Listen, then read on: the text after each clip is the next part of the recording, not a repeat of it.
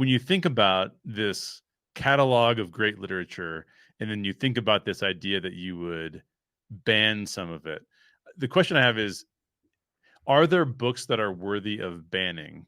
And if you were to if you were to go after some of them, what would be your criteria? Like what, or should it be just no? It should be a free for all. Read whatever you want. Like where do you land on that as as a scholar of literature? Where do you land on that spectrum? Well, almost any literature professor that I know is very reluctant to want to ban books because Mhm. that just raises all sorts of problems. So, in general, I'm against banning books. But Mhm. here's what I will say about it. I have become more sensitive the longer I've been teaching about individuals' sensitivities to Mhm. literature. And so I've become more so when I was a young professor, I would just say, I'm teaching this and everybody's going to read it and it's good for them. And I don't care if they're offended, but now I realize because literature is so powerful, it does have the power to hurt people depending on their experiences, which may be very different from mine. Right. So generally against banning things for everybody, but I also think that as a professor, I need to be sensitive to readers who may just be hurt by something. Mm. Back to since we've raised Huckleberry Finn, I r- once wrote an article about that book for a magazine, and what was happening, it was one of I forget exactly the context of why I was writing that, Mm. but I came across some research from a man who was an African American man, and he had written a letter to the New York Times, and they had, I think it was some anniversary, so many hundreds, 100 years or two, whatever it was of the publication of that book. Mm. And he said, all of you call it a literary classic, but he said, I remember being in school when we were studying Huckleberry Finn. The N word is in Huckleberry Finn over Mhm. 200 times. And he Mhm. said, and we had to read it out loud in class. And he said, I just remember how much I dreaded every day, Mm. and that when we would read excerpts from that, and I would have to hear that. Mm. So I understand that, so for Mhm. him, it was it was not an enjoyable experience. And Mhm. so I think that um, I try to be sensitive. Violence is really hard for some people to read, Mhm. depending sometimes on their own experience.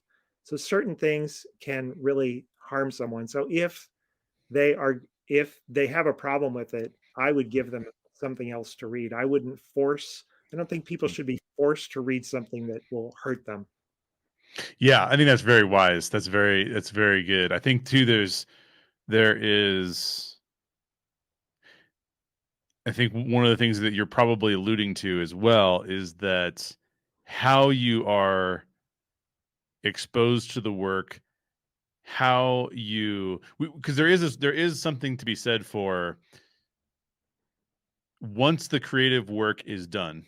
Now, I don't know if you've ever had this experience personally, but once it's out in the world, it is no longer yours to control the interpretation of, right? Right. It's kind of a scary, scary thought, actually, as if you tell stories because you go, I really hope that people understand what I'm saying in this story and don't misinterpret.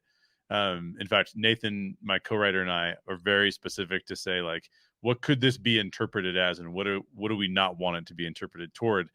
But you can't control that, right? Like there's a certain amount of freedom that people have in their interpretation. And I think one of the things that you're talking about is like because of that, because it can be interpreted in a way that the author may not have even intended, um, then there is a certain amount of care taking in terms of how people are introduced to stories, how they are encouraged to discuss them. And I wonder if in your experience And this may be a societal perspective that is not true, or it may be a societal perspective that is true. I don't know. But have you seen the works, the interpretation of the works, being a professor and a scholar of these things for so long? Have you seen them shift and change over time? Like, do the students today interpret them very different than when I was a student? Is there a difference there? Oh, yes. Mm, That's changing all the time. And, mm, I know we keep talking about Huck, but I mean, it's such a good example of that because mm, let's take, and I show this to the students, when uh, Huckleberry Finn has been on a banned list from the moment it was published in 1885. mm. And so I sometimes go to the students when we first starting and I said, why do you think in 1885 they wanted to ban this book? And often they will think race, something about the race. It had nothing to do with that. It was banned, and I show them a statement from a library board that banned it.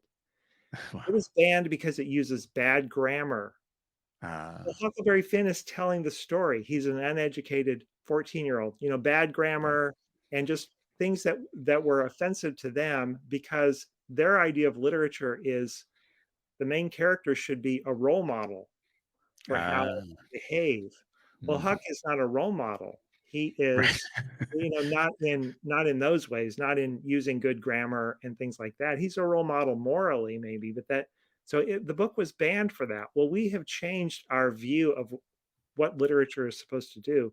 Every generation reinterprets its literature. Yeah, it's so fascinating. It's such a fascinating thing. Oh, that's great. I appreciate you leading people in that interpretation. That's awesome.